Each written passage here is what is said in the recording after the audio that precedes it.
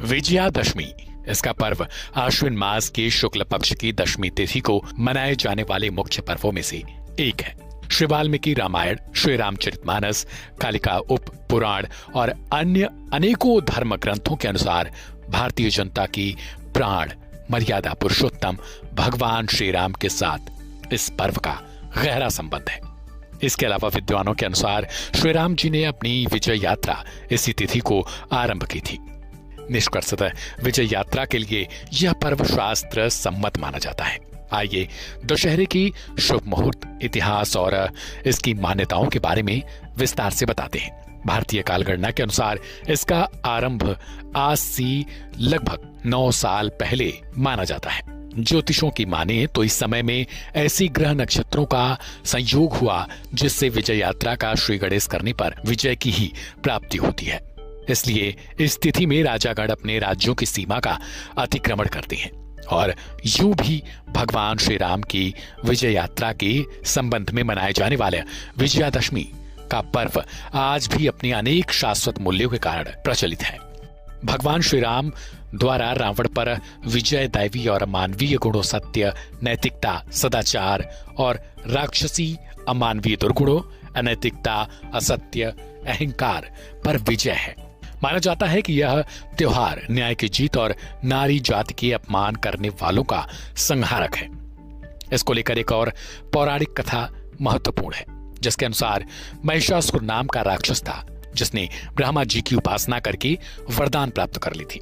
उसके कारण पृथ्वी पर कोई उसे पराजित नहीं कर पाता था, यानी आसान शब्दों में कहें तो उसे कोई मार नहीं सकता था।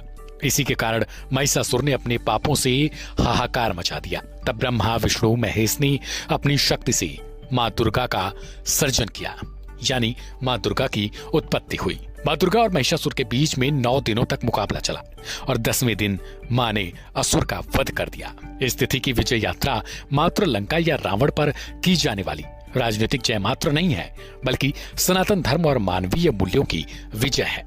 कहा जाता है कि दुख में धैर्य और सुख के समय कभी न इतराने वाले उपदेश से इसकी शुरुआत हुई।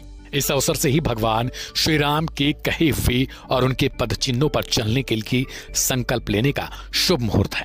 दशहरे का त्योहार निरपराध लोगों को एक लंबे काल तक रुलाने वाले रावण के अहंकार रूपी 10 सिरों और पौरुष की दुरुपयोगनी 20 भुजाओं के विनाश का प्रतीक है।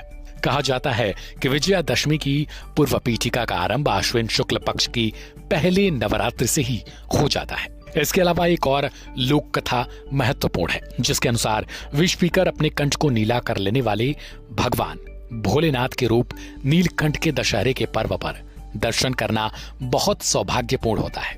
मान्यताओं की माने तो भगवान नीलकंठ दर्शनार्थियों को स्वस्थ, सुखी और सदा के लिए आशीर्वाद देते हैं।